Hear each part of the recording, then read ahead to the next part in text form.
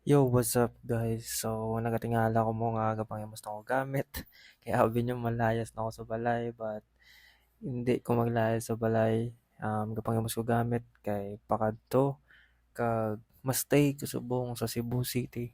Kung sa diin ako ang review center, guys. Wala ka mag siguro kabalo kay malawig ko wala nag-vlog.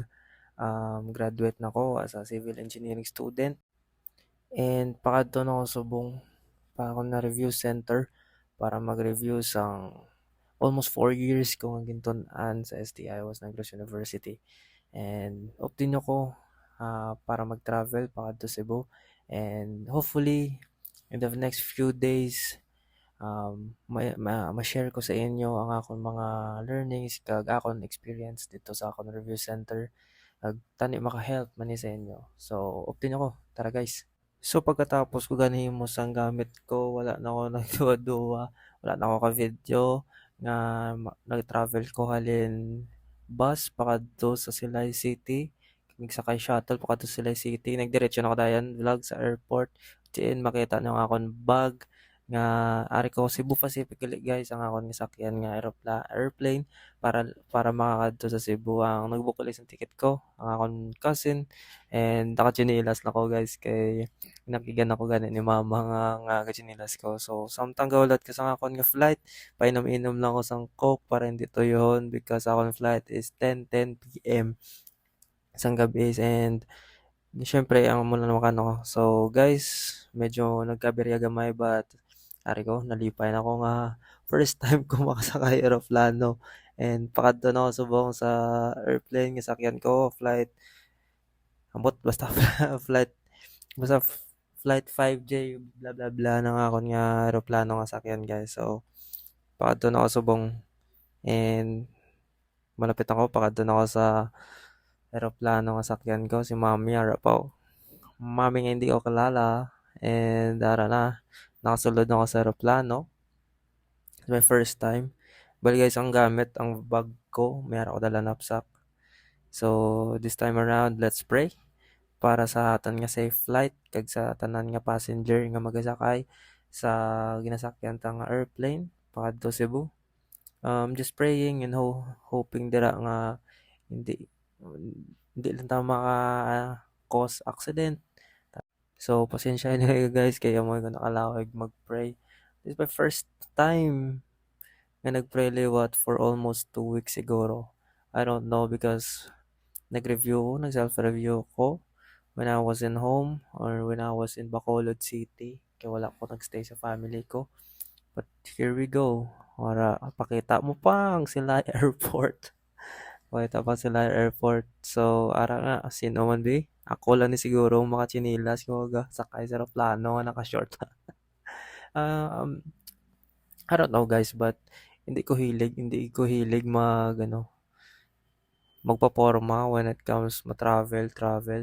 Chinilas, short lang, okay na ako guys. So, arin, subong, medyo nakulbaan because first time ko magsakay aeroplano, but syempre, kinanglan ta i-face aton fears para lang madayon ang aton handog. Da pa kuno-kuno. So, syempre, yara ta sa window seat and syempre, nag-take video ko sa mga palibot palibot sa sa view kay syempre first time, no? First time nan. Sige, video lang ta until sa sininga chimpo kag sininga tion ganan ako nega palanding na kami sini sa Cebu City. Almost Cebu City na ako dire. And here we go. Gawlat ang akon. Ginawlat ko sa mga fans ko. Gipauna ko na yung mga fans ko panaog. Siyempre, sikat ta. Charot! Siyempre, ipapauna ko sila. Kaya siyempre, buday na ako. Nagsakay na ako. Ang managil ka namin sa Cebu Pacific kag sa Mactan kay Miara. Kaya bus pa kadto sa airport. And ara ko na sa tunga-tunga. Gina, ano, ginatanaw ko mga fans ko. Fans ko. So, ano na, nagabot ako sa airport and lakad-lakad na ako, walking na ako pakadto para makuha akong travel luggage. And I don't know what happened next, but this is the last video that I took pakadto Cebu City. And for the next few days, siguro pakita ko sa inyo ang daily activities ko, kung paano ko mag-start sa daily activities ko pakadto school. And first time ko ni diri sa Mactan Airport, but no, ma-amaze ka gid sa mga palibot mo. Maski hindi lang ta kabalo mag Cebuano, but syempre kinahanglan ta na ma-experience para and syempre nagkadto ta di para sa review kag para makapasar ta sa board exam, mapaging proud ang aton nga parents. And hamula na ng siguro gusto ko lang ma-proud ang parents ko, ipakita sa ila nga deserve ko man ini. So wala lang tulok-tulok lang sa palibot. Syempre ma-amaze ka kung first time mo. First time ko gid niya, guys.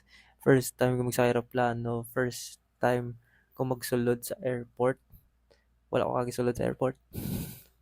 So ari ko subong ulat sa akon nga travel luggage.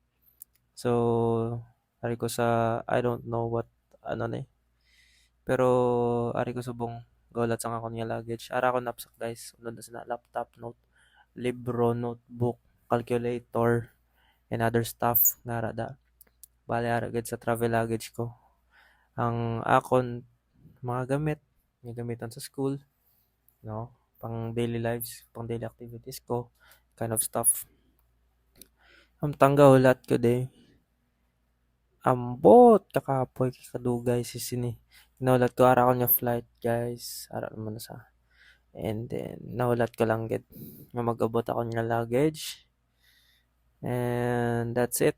And thank you for watching, guys. Hope to like, subscribe.